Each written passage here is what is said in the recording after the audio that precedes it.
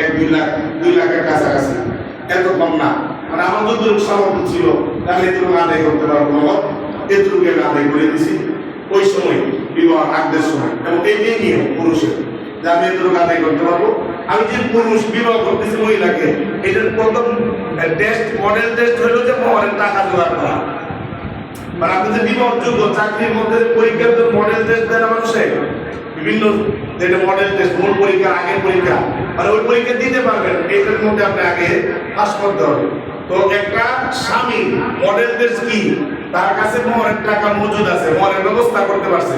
যে মোহরের টাকা ব্যবস্থা করতে পারে না, হ্যাঁ বিবি চালাই ঢুকেন, যে মোহরের ব্যবস্থা করতে পারছে, বোঝা গেল যে না তার কাছে যোগ্যতা আছে, সে বিবি কি করতে পারবে, রাখতে পারবে। এই জন্য এই বিষয়গুলা বিশেষ করে যুবক যারা আছে, বিবাহ করি নাই, তাদের মাথায় রাখতে হবে। মোহরের টাকার ব্যবস্থা করতে পারলে এরপর বোঝা গেল আমার বিবাহ সময় হয়েছে। وآتوا النساء صدقاتهن نحلة فإن طبن لكم عن شيء منه نفسا فكلوه هنيئا مريئا। তোমরা মহিলাদের যে মোহর আছে, মোহরের টাকা খুশি মনে আদায় করো। তারা যদি খুশি মনে তোমাদেরকে কিছু দিয়ে দেয়, এটা তোমাদের জন্য কি হবে, বৈধ হবে। ওয়ালা তুসবাহা আমওয়ালাকুম আল্লাতী জাআলাল্লাহু লাকুম কিয়ামান ওয়ারযুকুহুম ফিহা ওয়াকসুহুম ওয়া কুলু লাহুম কাওলাম মারুফা। এখান থেকে সামনের আয়াত, এই সামনের দুইটা আয়াত খুব গুরুত্বপূর্ণ এবং প্রত্যেকেরই এটা জানা দরকার। প্রত্যেকের জানা, প্রত্যেকটা বাবা, প্রত্যেকটা ভাই এদের জানা দরকার, প্রত্যেকটা পুরুষের এটা জানা দরকার। এখানে অনেকগুলো মাসালা জড়িত আছে।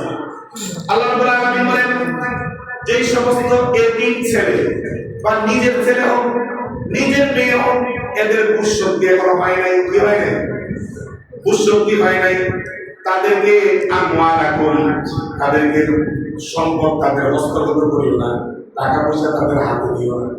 এটা তো বুঝশক্তি হয় না। একজন এতিম, তার হাতে টাকা দিলে সে একদিনই খরচ করে শেষ করে দিল। ছোট মানুষ টাকা দিলেন, একদিনে দেখবেন সব শেষ, একদিনই শেষ। যুবক বয়সে নতুন যুবক যত টাকাই দেন, সে কিন্তু একদিনে শেষ করার যোগ্যতা তার কাছে কি আছে, করতে পারে। কারণ কি, তার ওই দিনের বুঝ আসে নাই, তার দুনিয়াবি বুঝ আসে নাই যে জিন্দগিটা তৈরি করা, জিন্দগি আমার এখানে বিষয় আছে।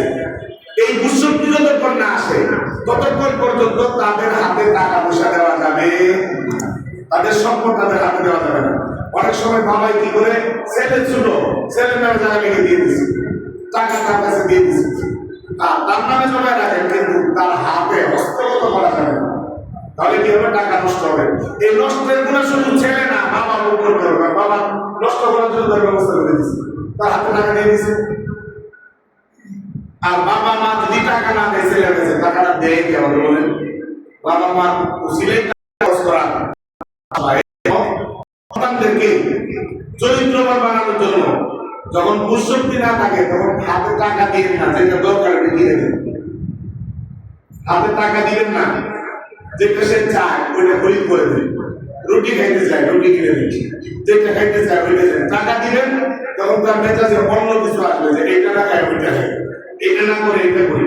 আর যখন নাকি তার বুঝশক্তি হওয়া পর্যন্ত, 14-15 বছর পর্যন্ত তার হাতে যদি টাকা না দেন, তার একটা অভ্যাসে পরিণত হবে যে আমার এটা কিনতে হবে, বাবা যেটা দিচ্ছে, তার একটা অভ্যাস হবে।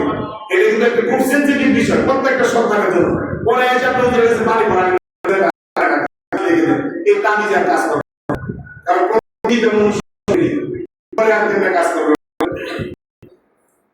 এই জন্য আল্লাহ রাব্বুল আলামিন বলেন, মূলত এতিমের কথা বলা হয়েছে, এদেরকে ব্যাপক, যেহেতু প্রত্যেকটা সন্তানের কথা বলা হয়েছে। সন্তানদের হাতে টাকা দিবেন কখন?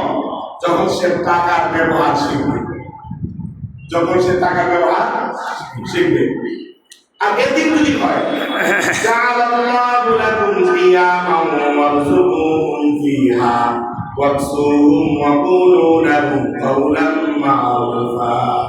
যারা এতিমের রক্ষণাবেক্ষণ করবে, তারা যদি দরিদ্র হয়, তাহলে তারা এতিমকে রক্ষণাবেক্ষণ করতেছে তাদের টাকা দিয়ে। সে যদি চায় তারা চলার মতো একটা বেতন এখান থেকে নেওয়ার জন্য, এটা যেটা সমাজ সম্মত হবে, ন্যায় সঙ্গত হবে এরকম একটা অঙ্কের টাকা ওই এতিমের টাকা থেকে সে নিতে পারবে যদি তত্ত্বাবধায়ক যে পরিচালনা করে, যেমন এতিমখানার দায়িত্ব একজন দিলেন।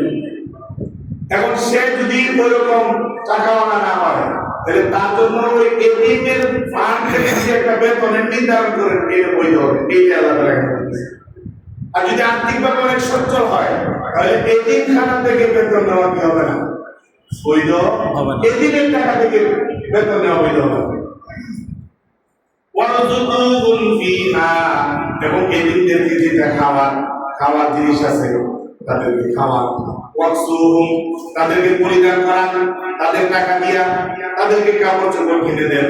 ওয়াকুলু লাহুম কাওলাম মা'রুফা, এবং ওয়াকুলু লাহুম, তাদের সঙ্গে সুন্দর সুন্দর কথা বলেন, তাদের সঙ্গে কি বলেন, সুন্দর সুন্দর কথা বলেন। অর্থাৎ এই তিনটার ভিতরে আছে এই তিনটের তত্ত্বাবধান করলে তাদেরকে সুশিক্ষা দেওয়া, চরিত্র গঠনের ব্যবস্থা করা এই তিনটের জন্য। আমরা রাষ্ট্রীয়ভাবে কিন্তু অনেকগুলো এতিমখানা আছে, আছে না নাই? আছে।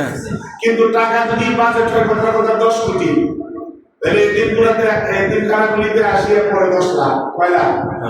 আর বাকিগুলি ওই যে তা এমপি মন্ত্রী, এরা তো দরিদ্র, এরা এখান থেকে বেতন দিতে হয়, এরা বেতন হিসেবে রেখে বৈধ হবে না, জীবনও বৈধ হবে, কোনোদিনই বৈধ হবে না।